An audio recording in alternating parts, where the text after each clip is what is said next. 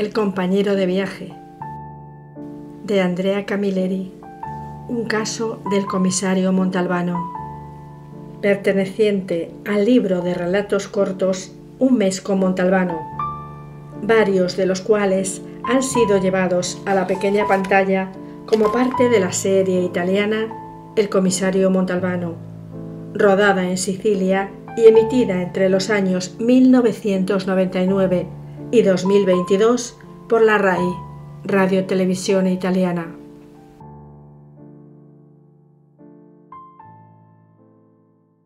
El comisario Salvo Montalbano llegó a la estación de Palermo de mal humor. Su malestar se debía a que se había enterado tarde de la doble huelga de aviones y barcos, y para ir a Roma solo había encontrado una litera en un compartimento de segunda para 2 personas. Lo que significaba, en pocas palabras, una noche entera con un desconocido, dentro de un espacio tan asfixiante que una celda de aislamiento resultaba más cómoda. Además, Montalbano nunca conseguía conciliar el sueño en el tren, aunque tomara somníferos hasta el límite del lavado gástrico. Para pasar las horas, llevaba a cabo un ritual que únicamente era posible si estaba solo. Consistía en acostarse, apagar la luz, encenderla apenas media hora después, fumar medio cigarrillo, leer una página del libro que se había llevado, apagar el cigarrillo, apagar la luz y 5 minutos después repetir la misma operación y así hasta la llegada. Si no estaba solo, era absolutamente indispensable que el compañero de viaje tuviera unos nervios a toda prueba y un sueño pesado como el plomo. A falta de tales requisitos, la cosa podía acabar a bofetadas. La estación estaba tan llena de viajeros que parecía el primer día de agosto. Eso malhumoró aún más al comisario, perdida la esperanza de que la otra litera quedara vacía. Delante del coche había un individuo vestido con un mono azul sucio y una plaquita con su nombre en el pecho. A Montalbano le pareció un mozo de cuerda, raza en vías de extinción, porque ahora existen los carritos y el viajero pierde una hora antes de encontrar uno que funcione. «Deme el billete», le dijo amenazador el hombre del mono. «¿Por qué?», preguntó desafiante el comisario. «Porque hay huelga de revisores y me han dicho que lo sustituya. Estoy autorizado a abrirle la litera, pero le advierto que mañana por la mañana no puedo prepararle café ni traerle el periódico». Montalbano se malhumoró aún más. Lo del periódico pase, pero sin café estaba perdido. Peor no se podía empezar. Entró en el compartimento. Su compañero de viaje todavía no había llegado. No había equipajes a la vista. Apenas tuvo tiempo de dejar la maleta y abrir la novela policíaca que había elegido, sobre todo por su grosor, cuando el tren se puso en marcha. Mira que si el otro ha cambiado de idea y no ha subido. El pensamiento lo alegró. Después de un trecho, el hombre del mono azul se presentó con 2 botellas de agua mineral y 2 vasos de papel. ¿Sabe dónde sube el otro señor? Me han dicho que ha comprado el billete en Mesina. Se consoló. Por lo menos podía estar en paz durante más de 3 horas, que era lo que empleaba el tren en hacer el recorrido de Palermo a Mesina. Cerró la puerta y siguió leyendo. La historia que narraba el libro lo enganchó de tal manera que cuando se le ocurrió echar una mirada al reloj, observó que faltaba poco para llegar a Mesina. Llamó al hombre del mono, se hizo preparar la litera, le había tocado la de arriba, y en cuanto el mozo hubo acabado, se desnudó, se acostó y siguió leyendo. Cuando el tren entró en la estación, cerró el libro y apagó la luz. Cuando llegara el compañero de viaje, fingiría estar dormido. Así no habría necesidad de intercambiar palabras de cumplido. Sin embargo, después de interminables maniobras hacia adelante y hacia atrás, cuando el tren finalmente embarcó en el transbordador, la litera inferior seguía vacía. Montalbano empezaba a dejarse arrastrar por la satisfacción cuando, una vez amarrado el barco con una sacudida, se abrió la puerta del compartimento y el viajero hizo su temida entrada. El comisario, debido a la escasa luz procedente del pasillo, tuvo tiempo de entrever a un hombre de baja estatura, cabello cortado a cepillo, envuelto en un abrigo largo y pesado y con un portafolios en la mano. El pasajero olía a frío. Evidentemente, había subido en Mesina, pero había preferido permanecer en la cubierta durante la travesía del estrecho. El recién llegado se sentó en la litera y no se movió. No hizo el menor movimiento ni encendió la luz pequeña, la que permite ver sin molestar a los demás. Permaneció sentado e inmóvil más de una hora. De no haber tenido una respiración pesada como después de una larga carrera de la cual es difícil recuperarse, Montalbano habría creído que la litera inferior continuaba vacía. Con la intención de que el desconocido se sintiera cómodo, el comisario fingió dormir y empezó a roncar un poco, con los ojos cerrados, pero como hace el gato, que parece dormido y en realidad está contando las estrellas del cielo de una en una. De pronto y sin darse cuenta, se durmió de verdad. Nunca le había sucedido. Se despertó con un escalofrío. El tren se había detenido en una estación. Paola, le informó una voz masculina desde un altavoz.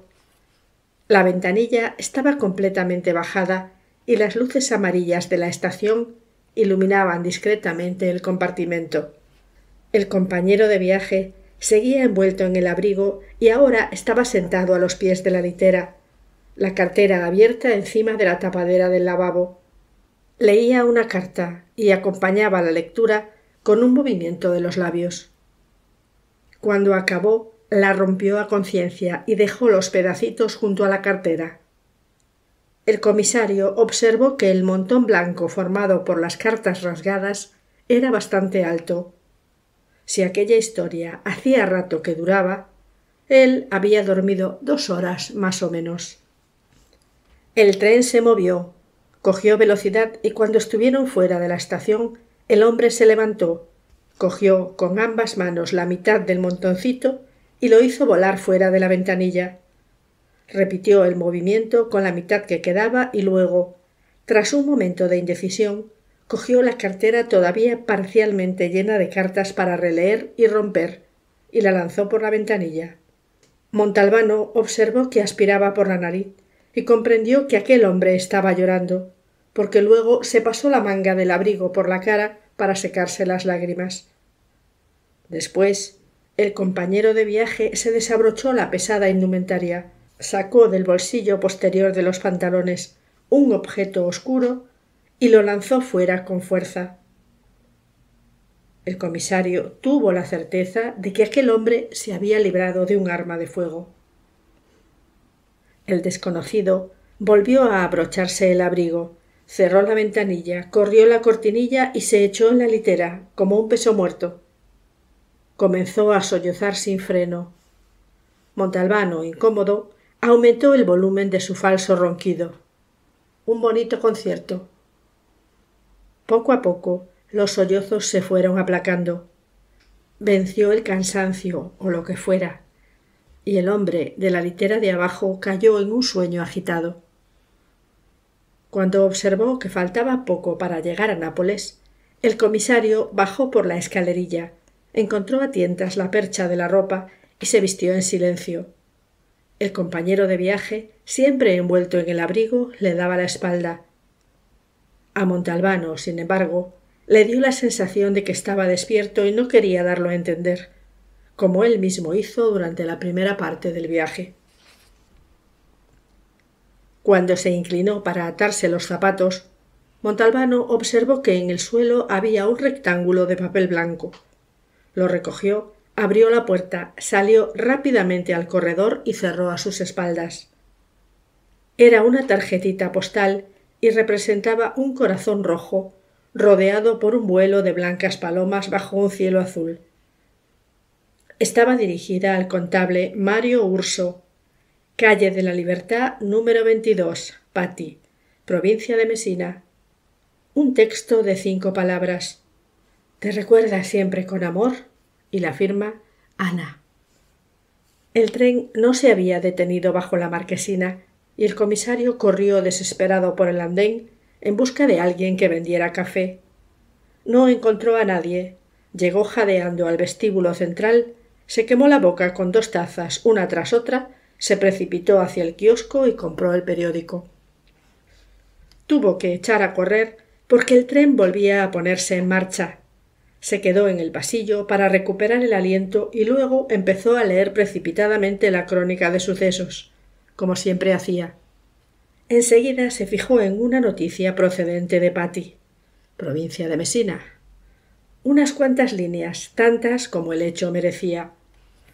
Mario Urso, un estimado contable cincuentón, al sorprender a su joven esposa, Anna Foti, en actitud inequívoca con R.M., de 30 años, que estaba vigilado por la policía, la había matado con 3 disparos de pistola.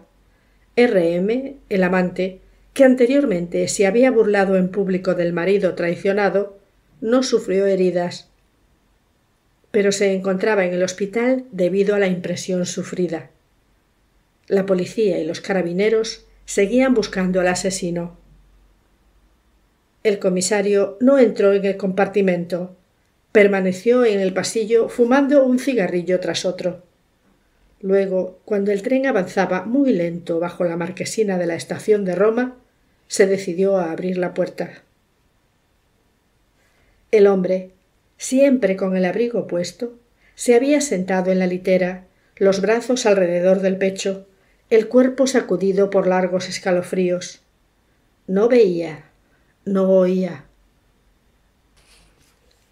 El comisario cobró ánimos y entró en la densa angustia, la palpable desolación, la visible desesperación que llenaba el compartimento y lo teñía de un color amarillo putrefacto. Cogió la maleta y luego dejó con delicadeza la tarjeta en las rodillas de su compañero de viaje. «Buena suerte, contable», susurró, y se mezcló entre los viajeros que se disponían a bajar.